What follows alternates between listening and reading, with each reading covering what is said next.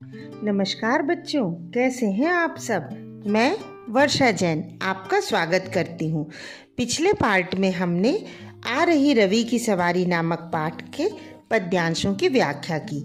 आइए अब हम अभ्यास के प्रश्न हल करते हैं। प्रश्न पहला, बादलों से अनुचरों ने स्वर्ण की पोशाक धारी, इस पंक्ति का क्या आशय है।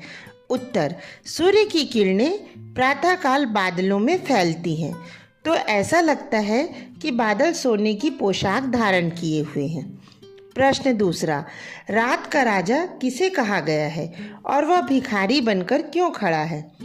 उत्तर, रात का राजा चंद्रमा को कहा गया है जो प्रातःकाल सूर्योदय परांत कुछ समय भिखारी के समान दिखाई देता है और रात के अंधकार के साथ तारक समूह अदृश्य हो जाते हैं। प्रश्न तीसरा, रवि की सवारी आने पर क्या क्या हो रहा है उसे अपनी भाषा में लिखिए। उत्तर, रवि की सवारी आने पर उनका रथ सोने से बना हुआ, सजा हुआ और उनके सहयोगी सोने की पोशाक पहने हुए हैं तथा जिस रास्ते से वह रथ गुजरने वाला होता है वहाँ फूल खिले हुए हैं और सभी उनका स्वागत करते हैं। पक्षीगण उनका यशोगान करते हैं। सूर्योदय के मनोहारी दृश्य को देखकर कवि का मन मयूर नर्तन करना चाहता है किंतु चंद्रमा को देखकर वह ठिठक जाता है।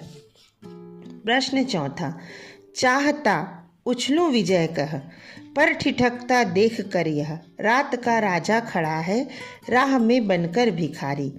उपर्युक्त पंक्तियों को कुछ इस प्रकार भी लिखा जा सकता है। मैं चाहता हूँ कि विजय कहकर उछल पड़ूं, लेकिन यह देखकर ठिठक जाता हूँ कि रात का राजा राह में भिखारी बनकर खड़ा हुआ है। इस प्रकार आप अपनी भाषा में आगे दी गई पंक्तियों को लिखिए।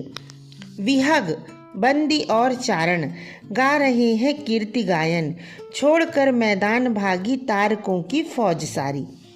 उत्तर, मेरी सवारी के आते ही पक्षी, बंदी, चारण, भाट कवि बनकर मेरे आने की खुशी में यशोगान करते हैं और तारों की फौज जो खड़ी थी वह मैदान छोड़कर भाग रही है।